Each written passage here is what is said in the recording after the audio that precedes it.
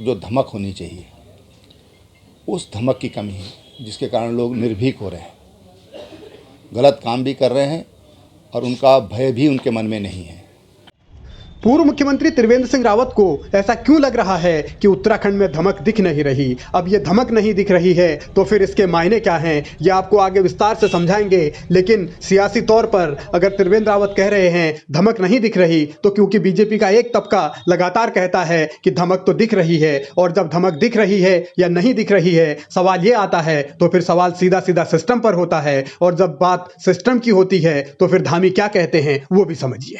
देखिए, जैसे ही सूचना मिली है कि इस प्रकार की गड़बड़ हुई है, क्वेश्चन बैंक पे कुछ लीक हुआ है, तो हमने तत्काल कार्रवाई करी है। 5 के 5 आरोपियों को पकड़ लिया गया है, उनको जेल भेज दिया गया है और परीक्षा रद्द कर दी गई है। त्रिवेंद्र को धमक दिख नहीं रही, धामी कह रहे हैं हमने धमक दिखाई और जिन लोगों ने पेपर लीक किया उनको गिरफ्तार कर लिया। लेकिन सवाल ये कि सिस्टम अगर फेल हो रहा है तो आखिर बार बार क्यों हो रहा है? धामी ने बहुत भरोसे के साथ, बहुत उम्मीदों के साथ उत्तराखंड लोक सेवा आयोग को परीक्षा का जिम्मा दिया था, लेकिन लेखपाल और पटवारी की भर्ती में उत्तराखंड लोक सेवा आयोग फेल हो गया, पर्चा लीक हुआ और अब सवाल सीधे सीधे यही उठ रहे हैं कि जो धमक सरकार की होनी चाहिए वो है नहीं। ये बहुत ही कष्टजनक हो रहा है जो भी हो रहा है, और मुझे लगता है कि जो प्रशासनिक जो धमक होनी चाहिए, उस धमक की कमी है, जिसके कारण लोग निर्भीक हो रहे हैं, गलत काम भी कर रहे हैं और उनका भय भी उनके मन में नहीं है।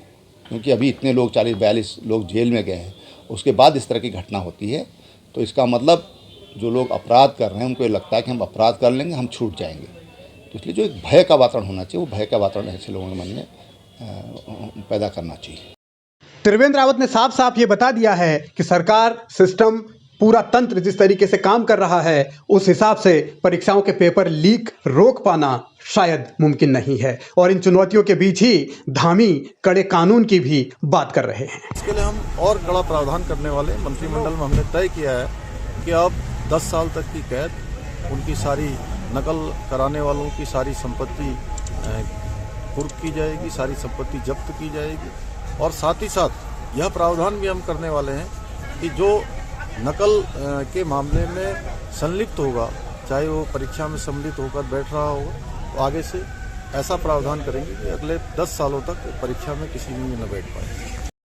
धामी पर्चा लीक कराने वालों और नकल करने वालों को भले ही अपनी धमक दिखाने की कोशिश कर रहे हों, लेकिन त्रिवेंद्र को वो धमक दिख नहीं रही। और जब कानून बनाने का जिक्र पुष्कर धामी करते हैं तो उस कानून के कितने फायदे होंगे, किस तरीके से वो काम करेगा, कब तक उसे अमली जामा पहनाया जाएगा, और कानून को अमली जामा पहनाने वाला सिस्टम किस तरीके से काम कर पाएगा, ये भी बड़ा सवाल है। और शायद इसीलिए यही सवाल त्रिवेंद्र भी पूछ रहे हैं। देखो भाई, मर्डर पे फांसी की सज़ा का प्रावधान है और तमाम कानून हैं जो हर गलत काम के लिए कोई ना कोई प्रावधान हमारे संविधान में किया गया है, लेकिन फिर भी ये सारी चीज़ें होती हैं। तो उसके लिए बहुत ज़रूरी है कि एक तो डर, धमक, दूसरा कि नैतिकता, जो हमारी मॉरल ड्यूटीज़ हमारी हैं, एक नागरिक होने के जो हमारी जिम्मेदारियां हैं, उन नागरिक जिम्मेदारियों का एहसास ये बहुत ज़रूरी है। धामी नकल रोकने के लिए कड़ा कानून लाने की बात कर रहे हैं तो त्रिवेंद्र रावत पुराने कानूनों का हवाला देकर उनके हाल का जिक्र कर रहे हैं। ऐसे में सवाल ये कि धामी का खेमा जिस धमक और चमक की बात करता है, उसी धमक और चमक को त्रिवेंद्र रावत अगर सिरे से खारिज कर रहे हैं, सिस्टम पर सवाल उठा रहे हैं, तो ये समझा जा सकता है कि बीजेपी की अंदरूनी राजनीति किस तरीके से गर्म है और माहौल कैसा है।